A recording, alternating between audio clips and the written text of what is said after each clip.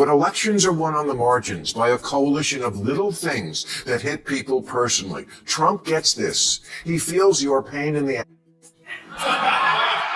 Kamala ran on democracy, which is the most important issue. But without the political skill to sell it, it added up to nothing.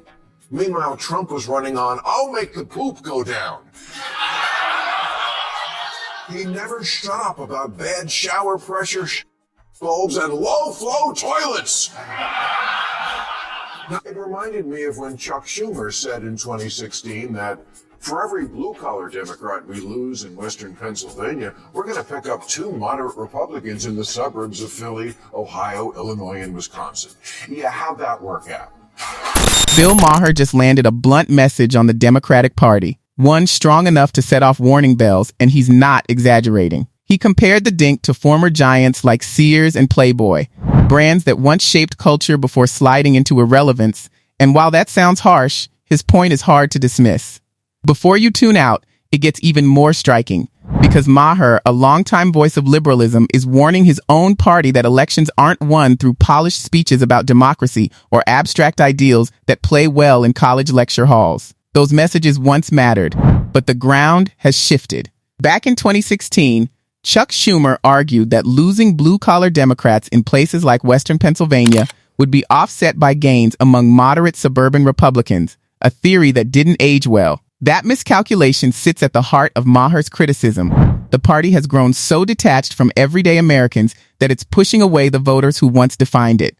He doesn't sugarcoat the danger, calling the dink a hollow version of its former self and warning that without a fast course correction, it could become a forgotten brand. Not struggling, not rebuilding, just erased. To grasp how real that risk is, look at Sears, which once made up 1% of the entire U.S. economy, controlled nearly half the appliance market, and stood as a fixture of family life where people bought everything from school clothes to Christmas photos. It felt untouchable until it wasn't, and that, according to Maher, is exactly the lesson his party can't afford to ignore. I fear the Democratic Party is at risk of becoming a ghost brand too.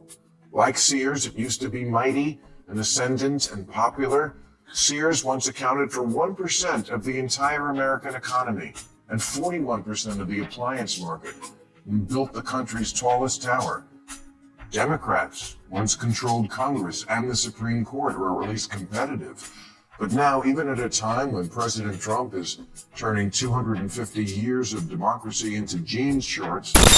Dependable, accessible, and available at any time. There used to be 3,500 Sears stores. Now it has 5. 5. Do you want to be alone yourself? Go to a Sears store. The punchline is devastating.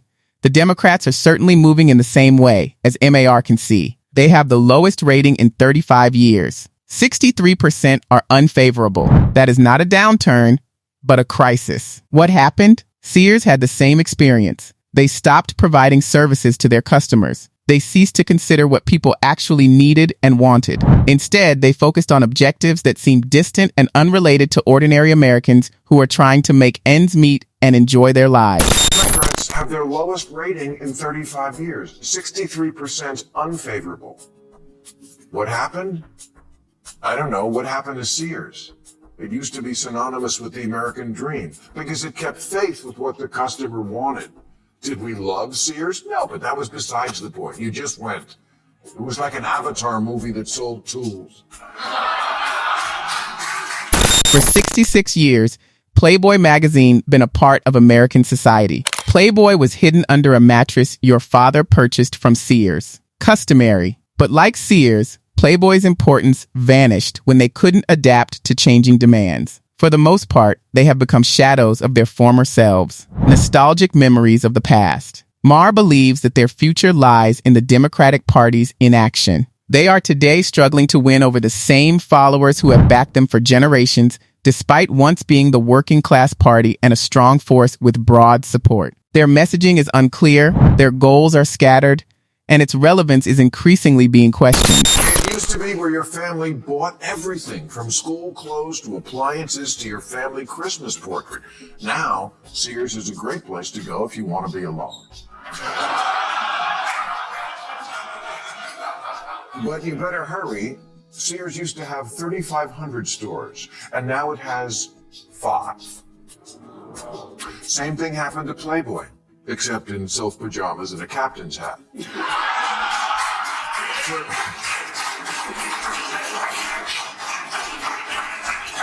For 66 years, Playboy magazine was also a fact of American life.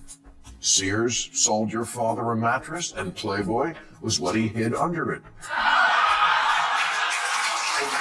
The core issue facing America is that conservatives think liberals are insane, and they are partially right. He makes it clear right away that he does not think most leftists are insane. But this is the worst part. Liberals don't voice their condemnation of individuals who are insane because they fear that they won't be able to dismiss their own insane people. Think about that claim. The left's inability to face its own radicals. Hey, that's too far, they were unable to remark. When someone on their side goes insane, that's what kills them. Neil deGrasse Tyson, a renowned scientist and prominent scientific voice in the media, was unable to concur with Ma that it was ridiculous for Scientific American and The Atlantic to claim that it is nonsensical to divide sports by sex. The problem we have in America is conservatives think the liberals are insane, and they're not completely wrong.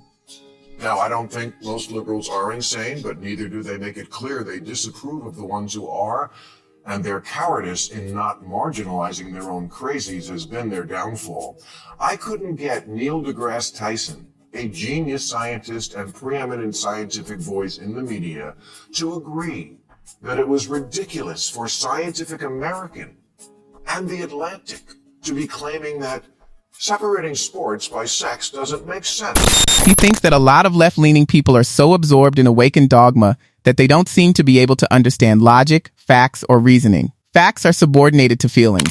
Truth is viewed through the lens of one's own beliefs rather than being comprehended objectively. It's dangerous and absurd, to be honest. Rather than being based on facts or real outcomes, decisions, debates, and policies are being shaped by the opinions of a vociferous number of activists. It has nothing to do with solving problems or improving society. It's about maintaining a perspective that complements their philosophy and identity. Ignorance of the facts can have concrete, measurable, and often disastrous consequences. But wait, there's more. Ma examines the Democratic establishment's reluctance to appear in an area over which they have no influence and critiques it as a whole. He asks a simple question. People ask me all the time, why haven't you ever had Hillary or Bill Clinton on? Why didn't you have Kamala on during the last campaign? You think we don't ask? We ask these people every week. They say no. It took 8 years and a petition to get Obama on. And these are people, all people I voted for.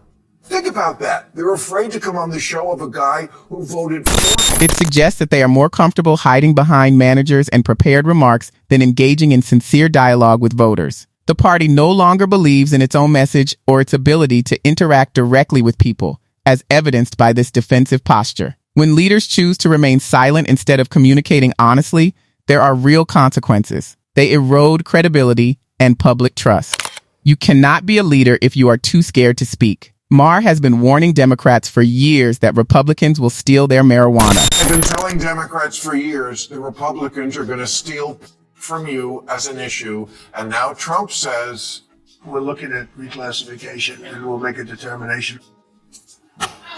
What'd you expect?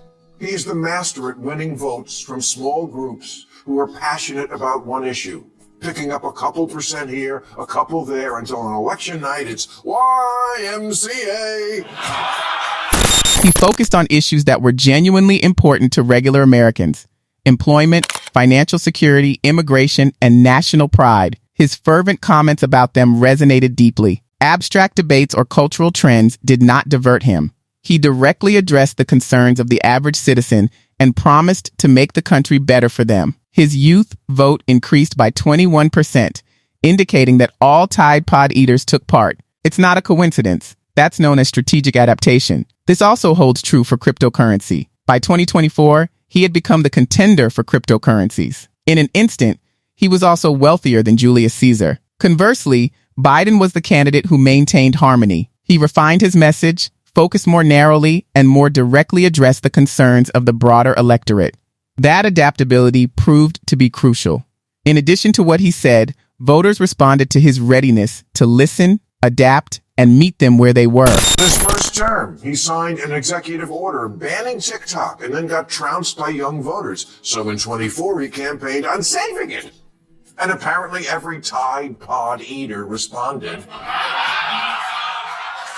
because his youth vote was up 21%. In his first term, he called cryptocurrency not money and based on thin air and said it seems like a scam. And who better to know a scam?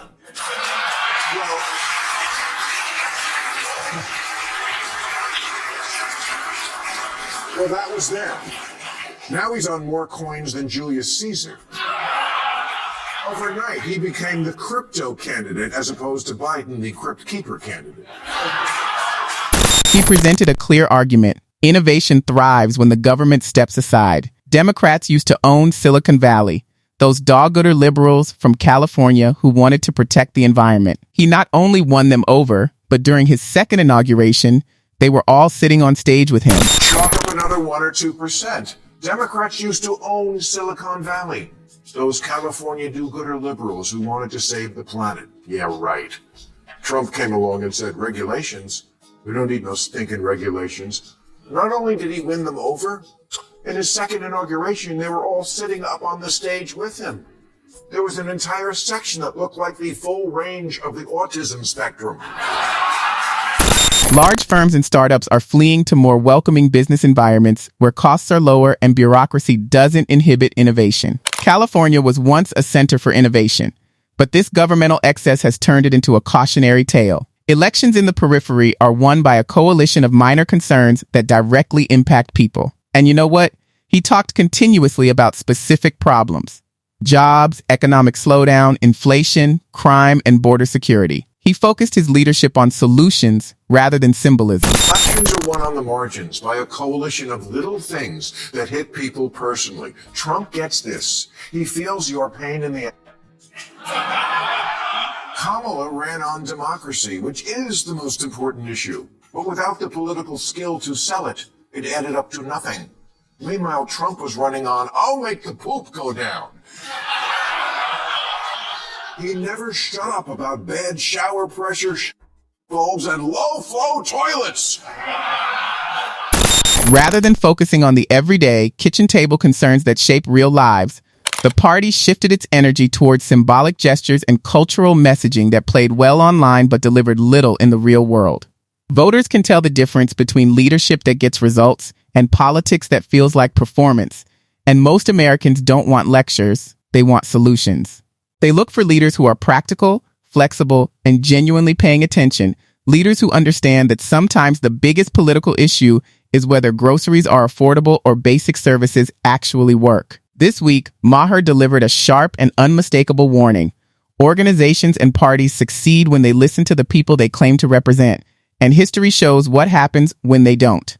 If Democrats fail to change course quickly, they risk becoming another former powerhouse that never adjusted to reality. The political version of Sears, remembered with nostalgia by some, rarely visited by most, and eventually forgotten by the people who once relied on it. The question now is whether they'll take the message seriously. Will they reconnect with everyday Americans, put workable answers ahead of rigid ideology, and confront excess within their own ranks? Or will they stay on the same path, holding on to failed strategies while wondering why fewer people are paying attention? Maher's concern is why he's raising the alarm in the first place. He wants his party to succeed, but goodwill alone won't save it. That wraps up today's analysis. If you found this breakdown insightful, hit like, subscribe for more, and share your thoughts below on whether Democrats can turn things around or if they're headed toward becoming a ghost brand.